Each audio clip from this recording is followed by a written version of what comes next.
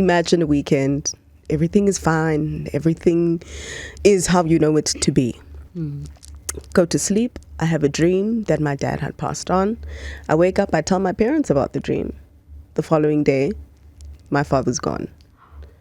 So I say it as simply as that, but it felt like it was my fault. It felt like, Bontle, you should have kept quiet. Bontle, you shouldn't have said anything. You shouldn't have told them. 702. The upside of failure. Sometimes failure is the foundation of greatest success stories. The upside of failure time, and as I said, we're with the phenomenal Bontle Modiselle, ex-Modiselle. Hey. She divorced her family and joined another family. No, Moloi. No, it wasn't a divorce. It was just adding. You are adding. Yeah, I was just adding to the family. Now, we welcomed you with one of your song selections, which is Judith Puma, A Cry, A Smile, A Dance. But before I ask you why that song in particular, 011 883 0702 in the WhatsApp line 072 702 1702. It's the upside of failure, and we have with us phenomenal all-round talent and choreographer, evolving artist, as she calls herself. Yes. If you're hearing these little tinkles, it's because there are stars around her just tinkling, but she's wearing phenomenal beats. Isn't it amazing that radio is now visual? So this conversation will be a visual element as well, and be available on our YouTube channel. So you'll see what is all that twinkling. It's the stars around her. It is the that stars continue around me to twinkle. So Bontle, welcome to the show. Thank you so much for coming through. Of course. Thank you so much for having me. Just that mere introduction and the little twinkle mention. You're lucky I'm within my blushing hours. I don't blush after 6 p.m. So I'm going to take advantage of this and I'm going to twinkle away. But if you're hearing extra yes, I've got beads in my hair. So I've got a thing with how I wear my crown and how I wear my hair. So if you hear my hair while I speak, just know I'm also a super animated person. It's very hard for me to speak in a very still, rigid way. I would not ask for anything less from you, being a person who expresses themselves through movement. So is A Cry, A Smile, A Dance, because that is a depiction of your life, a cry, a smile, and a dance? 100%. Isn't that what life is? Is it that really not is what the human experience is? Mam Judith Puma also is just like, I adore her. Also one of the reasons I loved having dreadlocks. Yes. Loved. I mean, I don't have them anymore. But I was going to say, Dikokai. What did you do? Because I've heard some people bury their dreads. They don't want their DNA off somewhere. Some people sell their dreads. What did you do with yours? I still have mine. Yes. Okay, I still have mine. But I've had my hair for so long, and I think my identity, it was quite interesting. Even at the time, I remember I cut my dreads on the 11th of July. Yes. And it was such a moment. My sister came through. We video called my family. It was a thing. No, because your dreads were so long. You were growing them for how long? Over a decade? Since 2005. Wow. Yeah, so I mean, that's what? A really long time. I don't want to do the math now, but my identity was so tied to that. And I think because I feel like I'm somewhat in the pivot of my life, personally, spiritually, and whatever else, and all encompassing, it just felt like one of those things I had to, because we're speaking about divorce, that was the thing I kind of had to separate myself from. And it's not to say that I'll never put them back on. Absolutely, I will. That's the great thing about dreadlocks, right? You can take them out, plant them back in. I'll crochet them. I'm still Bontle. That's it. Bontle dreadless. The Dreadless Moloi. But what I love is that what you've done with your crown is that it didn't make us notice suddenly. I don't know if you recall, when India Ari got rid of her dreads, it became such a thing. She had to write a song about it. But with you, I think it didn't become such a thing because it didn't take anything away. But I think we are past that point of obsessing over what everybody's doing with their hair. I think so. And I think also because I've worn my hair multiple ways, even with dreadlocks on. I braided my hair with dreadlocks on. I changed the color of my hair by putting extensions and fiber onto my hair, and I did all of these goddess locks and I extended my hair. So I think because I gave you different variations of me with the dreadlocks on, that separation or that difference wasn't all that big. What was that feeling of the letting go? Because I know it can be extremely emotional. You're making me wonder. My fro 16, I'm 38, so it's been about 22 years. I've done many trimmings, but I've never done the full short thing. And I've had moments in my life when I'm just going to cut it off. I'm just going to. What did that feel like? I always wondered what that moment was. People who have cut their dreadlocks prior was like, was it spontaneous or did you give it some thought? I didn't give it any thought. I mean, it was an idea that I had, and I always thought, okay, no. Initially, I was like, no, I'll cut it when I have my firstborn. Africa's going on 4 this year, and clearly that didn't happen. And I was like, okay, I'll keep my dreadlocks for the rest of my life. And in that moment, it just felt like it had to be then. But the tears were just, I could not speak. I cried. I cried because it really just felt like it was a release and a relief and not like a death. But if it was, and if I was mourning something, I guess it was maybe the ideals that I had of myself, things that I was attached to. And I guess if there was the death of anything, it was that. Just anything that I didn't want to let go of myself, that I was so attached to that I felt like this is what defines me. But it's like, it's so limiting when that definition of yourself is without God. But if it's within the God framework, then the definition of yourself and that identity is so limitless that even without the dreadlocks, and so even for my husband, he was seeing me for the first time with my natural hair because he met me with dreadlocks. So for even him, the version of Bontle he's always known has been Bontle with the dreads, with the locks. So yeah, but it was incredibly emotional. So I'm wondering then, when we think about loss, grief, death, it always is seasonal with some kind of rebirth. What was the rebirth that came of that? I'm finding that out. I guess a day at a time. If anything at all, I guess I'm being a lot more playful and expressive. I mean, I've changed my hair 3 times already since I've cut my dreadlocks. But it's interesting how there's a confidence that you find. Either that you felt wasn't there or it's just something that I wasn't comfortable releasing. Again, it's me finding out the fact that I am not actually defined by my hair, truly. But I love the freedom of being able to play with it and using it as an extension of my expression of self. But I'm finding out who Bontle is and what she likes even more. And I remember it was, there was a time in my life I'd really fallen depressed and I went into a slump, so much so that I couldn't decide for myself what my favorite color was. I couldn't decide for myself what I liked watching on TV because everything was so attached to my relationship or my husband and what he liked and what he wanted. And I could recognize the people pleaser in me, but I guess I didn't understand the presence of the people pleaser in me and the extent at which it hurt me so much so that I didn't even know who I was. And motherhood just adds another layer of loss of self-identity. When you take on an additional role, it almost reduces, I don't want to say it reduces the capacity because the capacity is there, but the natural instinct is to take care of others first before self, right? Always. So now when you add the role of mother, which is now you're like, oh, this is more overwhelming than the relationship part, right? Then the question of who am I becomes even harder to answer. So now having an almost 4-year-old, the dreads are gone, and being able to put a name to what you were experiencing and going through, you've used the word slump, you've used the word depressed, and I know many people listening can definitely relate.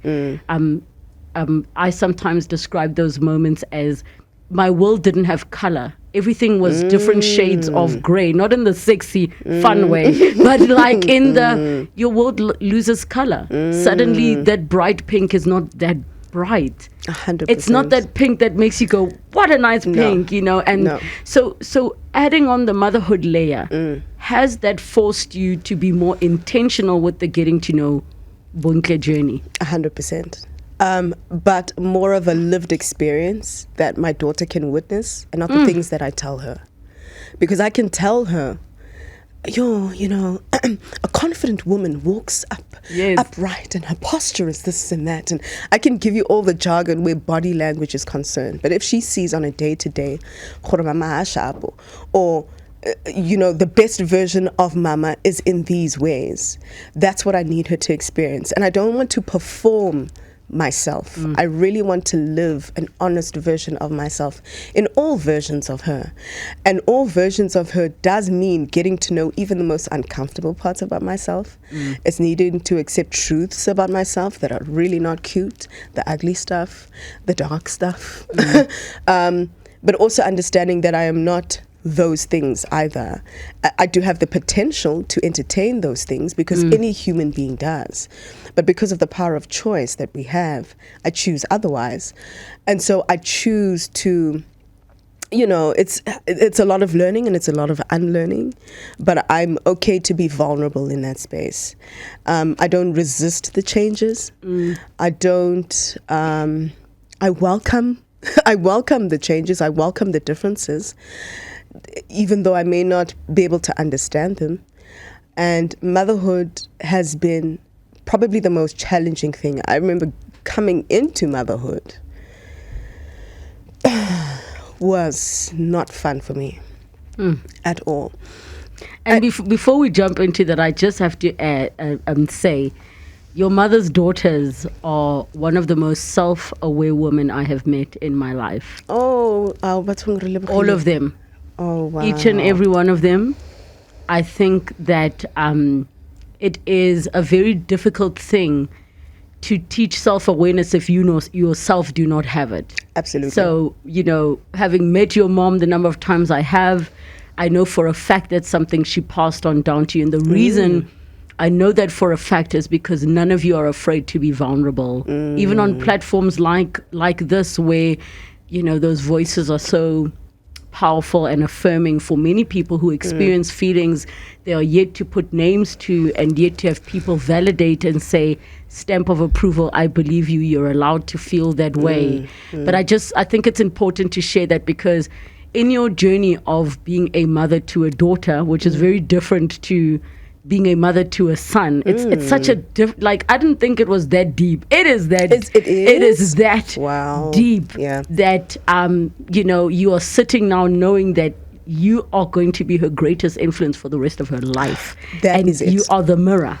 That is it. And now also the responsive, you will know the day you have the day you have a son, now you're like, I need to make sure this man is going to grow up to be a man that will be right by other women. Yes. Because I know I'm living the Mbogoto things, I'm living the vulnerability things, but I can't control what the other men around him are going. And that's the difficulty. But I just wanted to affirm that for Thank you. You guys are just so dope. That's why I gel with all of you because you're not afraid to just be vulnerable. And for you to even say, I don't know who Bontle is right now and I'm just discovering. So we're going to take a little bit of a break. I'm going to open up the lines to questions. And then I want to, go through and find out from you about your experiences with the concept of failure, knowing what I know about the Modiselle sisters and the A-type personalities that they are. That's going to be deep.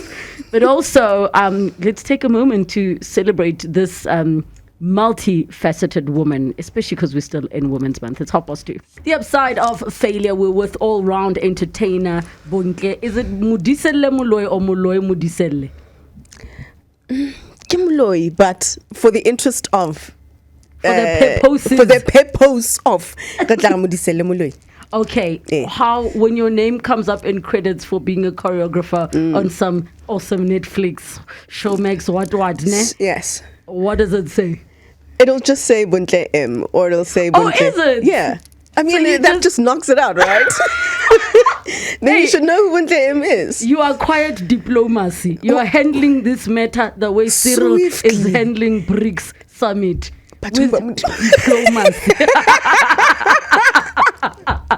So I'm curious, I spoke earlier about your mom. What was childhood like and your understanding of what failure is from as far back as you can remember? Wow. Okay. So I'm from a very loving home. Mom, 3 sisters. And I had a dad once upon a time. Unfortunately, I don't remember much of that part of my life. So my father passed on in 1997. So at the time I was 6. Unfortunately, he had taken his own life. So if we're going to talk about failure attached to my childhood, that grew with me into my teen years, into my adulthood, was tied to the first major event, I think, that just set the tone of the rest of my life, how I engaged with people, expression, invalidating my own thoughts, silencing myself, all of that. And I say that to say this. I thought my father's death was my fault. I thought I was the reason for his passing.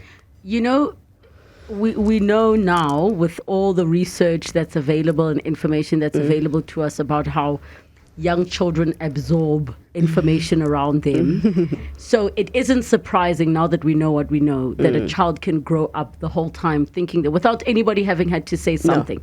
No. So as a mother who is a parent who now understands the developing mind of a child, why do you think that you thought your father taking his own life was your fault? Sure. So, I mean, imagine a weekend. Everything is fine. Everything is how you know it to be. Go to sleep. I have a dream that my dad had passed on. I wake up. I tell my parents about the dream. The following day, my father's gone. So, I say it as simply as that, but it felt like it was my fault. It felt like, Bontle, you should have kept quiet. Bontle, you shouldn't have said anything. You shouldn't have told them. And it just felt like it was an immediate result of what I said, of what I shared. It's something that came from me. So because I had seen him or dreamt of him in that state, it felt like, Bontle, you really should have kept quiet. And I know that's not a natural thing for a child to think. It's not even fair. It's not even reasonable to even take on the weight of something like that. But that's what I sincerely believed. Because how else do you do the math as a child? You're going to take the simplest route. There's no psychology to it. You're not trying to understand the depth of it. You're trying to take it at the level at which you understand. And that is, I had a dream. I told him he was gone. Do you recall how your mom explained what had happened? Because it's one thing to say to a child, Papa Wile. But it's another thing to actually say how. So do you recall when you actually found out the how, or you discovered the how? Did it all happen at one go? And did that increase the gravity of the weight of the it's my fault? Absolutely, because we saw it.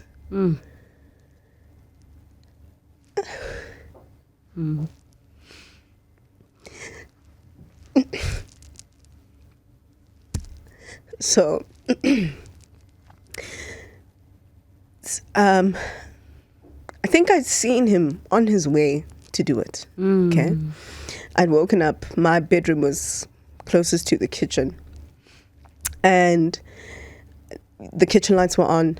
I woke up and I went to go see what my father was doing, and he had stuff with him. He had a rope.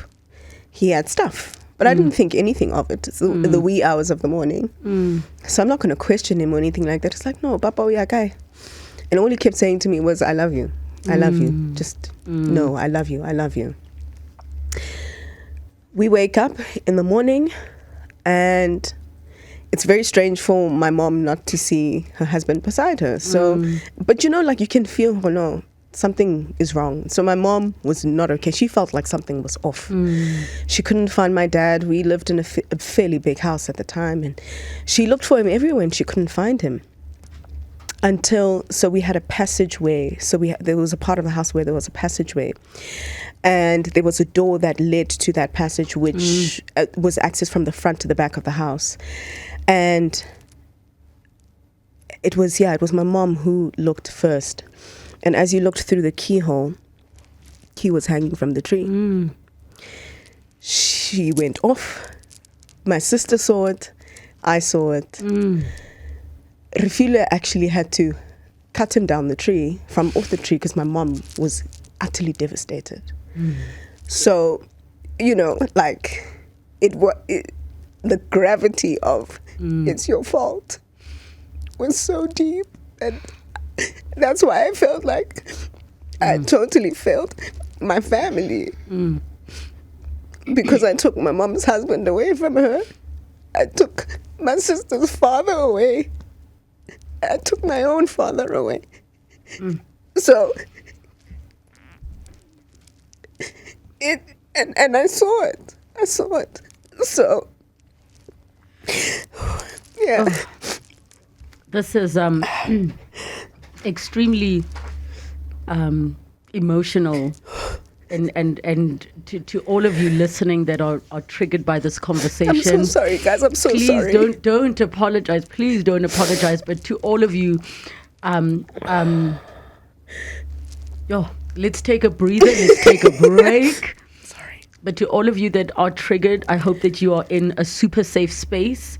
That if you're driving, you can just pull over and take a moment, because we know that suicide has affected many people's lives. And obviously with Bontle sharing something so personal that she experienced, I don't want to take away from the fact that those of you that are listening, while she's in the pain that she's in, I'm also feeling super emotional. I'm thinking for all of you, I hope that you are safe and okay where you are. Let's take a quick break. 9 minutes to 3 o'clock. We are having the upside of failure with Bontle Modiselle today, all-round performer, and we came off of quite a emotional and very triggering moment on the upside of failure. But I invite all of you, 011-883-0702 in the WhatsApp line, 072-7021-702. Bontle, before I read some of the messages, I want to ask a question. You have experienced some of the most difficult, paralyzing of tragedies. You've experienced miscarriages, and then you have your bundle, and then you experienced postpartum depression, which can feel like failures. Why did those things feel like failures to you? Whew. I'm sorry, we're deep. We're deep. We are deep. We are very deep. We are. But it's important that people know. Yes. The other side, right? Because it's always fun, games, rajai, ravaliteka, humunate, but Yes. But look, it felt like failure to me. My miscarriages felt like failure because it just, I've never felt incapable. In life. Yes, I've had imposter syndrome, just with other things, but I felt like I could watch a video that could encourage me otherwise. I could have a conversation with people close to me. I could find different points of motivation or inspiration just to reignite that flame, or to find that reassurance, or to find confidence in something. Miscarriage made me feel incredibly incapable. And I acknowledge my creator. I love my creator, and I've always known myself to be made in my creator's image. Therefore, I can create, meaning that life can come from me. I can give life to anything. I can give life to a creative project, to dance choreography. I can give life to a script. Give me a script, and I can get onto a stage, and I can deliver a script on camera. And you can give life to things, to a home, to a space, to friendships, to relationships, all of that. But for the fact that I could not fall pregnant, and I lost, even in the opportunities where I'd fallen pregnant twice, and I miscarried twice, and there was no reason for it, I've never felt incapable in my life. I just felt like there was something wrong with me. I felt like it was just the end, and especially for something that I really wanted. I was that girl who really envisioned being a wife, and I want to be a mom. I really want to be a mom. And I think then that made the postpartum 10 times worse, because now your prayers answered, and now you're like, am is this how it's supposed to feel? Exactly. Does it feel that way for you? Isn't it supposed to be this instant love, joy? And what I want to do, because I want to just give the listeners an opportunity, I want to quickly read their messages. And one says, this sparked a lot of emotions for me. I blamed myself for way too long for my younger brother's suicide. I wish I didn't hear all this. I'm so sorry. I'm sorry. Hi, Relebogile. Bontle has really given perspective to a lot of the pain I've been carrying, and the feeling that I needed to be responsible for my mother because I felt that my dad was abusive because of us as kids. I really appreciate Bontle being so vulnerable and sharing such a personal journey. You are the hero we need daily.